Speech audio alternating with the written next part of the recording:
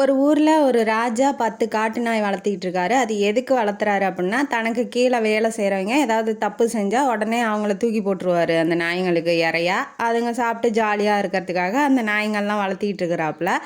அதே மாதிரி ஒரு நாள் என்ன பண்ணிடுறான், தனக்கு கீழே வேலை செய்கிற ஒருத்தன் வந்து தப்பாக ஏதோ ஒன்று பேசிடுறான். அவர் பேசும்போது குறுக்கால ஏதோ ஒன்று பேசிடுறான். பேசினோடனே அவருக்கு கோவம் வந்துடுது. வந்தோடனே நாய்க்கு இறையா போட்டுருங்க அப்படின்னு சொல்லி எப்போதும் போல் தண்டனையை கொடுக்குறாரு. அவன் என்ன சொல்கிறான், என்ன ராஜா இப்படி திடீர்னு சொல்கிறீங்க, உங்களுக்கு கீழே நான் 10 வருஷமாக உங்களுக்கு சேவை பண்ணிகிட்ருக்கேன், எல்லாமே உங்களுக்கு பணிவிடையெல்லாம் செஞ்சிகிட்ருக்கேன், என்ன போய் உடனே போய் இப்படி தண்டனை கொடுக்குறீங்களே அப்படின்னு சொல்லி அவன் முறையிடும் போது அவர் என்ன சொல்கிறாரு, நீ 10 வருஷமோ 15 வருஷமோ அதெல்லாம் எனக்கு தேவையில்லாது, நீ தப்பு பண்ணிட்டா உனக்கான தண்டனை கிடைச்சே ஆகணும் அப்படின்னு சொல்கிறாப்புல. சரி, எனக்கு ஒரு 10 நாள் டைம் கொடுங்க, அதுக்கப்புறம் வந்து நாய்ங்களுக்கு இறையா என்னை வந்து தூக்கி போட்டுருங்க அப்படின்னு சொல்லி அவன் சொல்கிறான். சரி ஓகேடா, நீ இப்போ செத்தானே 10 நாள் கழித்து செத்தானே, எனக்கு எந்த ப்ராப்ளமும் இல்லை அப்படின்னு சொல்லிட்டு அவரும் விட்டுறாரு. 10 நாள் டைம் கிடைக்கும். இவன் என்ன பண்ணுறான், போய் அந்த நாய்ங்கள்லாம் பராமரிக்கிறவன்ட்ட போய் நான் 10 நாள் கவனிச்சிக்கிறேன் நாய்ங்கள்லாம், நீ கிளம்பு, நான் இந்த வேலையை பண்ணிக்கிறேன், நான் சாகிறதுக்கு முன்னாடி நாய்ங்களுக்கெல்லாம் சேவை பண்ணணுன்னு ஆசைப்பட்றேன் அப்படின்னு சொல்லிட்டு அந்த வேலையை இவன் எடுத்துக்கிறான். 10 நாள் டெய்லி அதுங்களுக்கு சாப்பாடு வைக்கிறது, குளிப்பாட்டி விட்றது, அதுங்களுக்கு தேவையான என்னென்ன பணிவிட தேவையோ அத்தனையும் வந்து அவன் பண்ணுறான். பண்ணாட்டி 10ஆவது நாள் அவன் தண்டனை நிறைவேற்றணும்னு தூக்கி போடும்போது அந்த நாய்ங்களாம் அவனை போய் கடிக்கல. ஏன்னா 10 நாள் இவன் தானே பழகியிருக்கான்.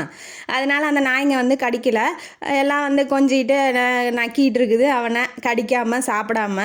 அதனால் வந்து ராஜாக்கே ஆச்சரியம், என்ன இது அப்படின்னு சொல்லும் போது அந்த நாய்ங்கள்லாம் பராமரிக்கிறவன் வந்து சொல்கிறான், ராஜா இவன் தான் 10 நாளாக நாய்ங்கள்லாம் பார்த்துக்கிறான், அதனால தான் அப்படின்னு சொன்னோன்னே அவன் என்ன சொல்கிறான், தண்டனைக்குரியவன், அதாவது தூக்கி போட்டார் இல்லையா தப்பு செஞ்சவன் என்ன சொல்கிறான், இந்த 10 நாள் தான் அந்த நாய்ங்களுக்கு சேவை பண்ணேன், அதுங்க பாரு எவ்வளோ நன்றியோட என்னை வந்து கடிக்காமல் எதுவுமே செய்யாமல் என்கிட்ட அன்பை காமிக்குதுங்க, ஆனால் உனக்கு 10 வருஷமாக சேவை பண்ணியிருக்கேன், நீ ஒரு நிமிஷம் கூட என்னை யோசிக்கல தண்டனை கொடுக்கறதுக்கு அப்படின்னு சொல்லும் போது தான் அவனோட தப்பு என்ன அப்படின்னு சொல்லி ராஜா வந்து ரியலைஸ் பண்ணுறாரு. இதே மாதிரி தான் வாழ்க்கையில் வந்து எல்லாம் வாழ்க்கை ஃபுல்லாக நல்லது செஞ்சிகிட்டு இருப்பாங்க.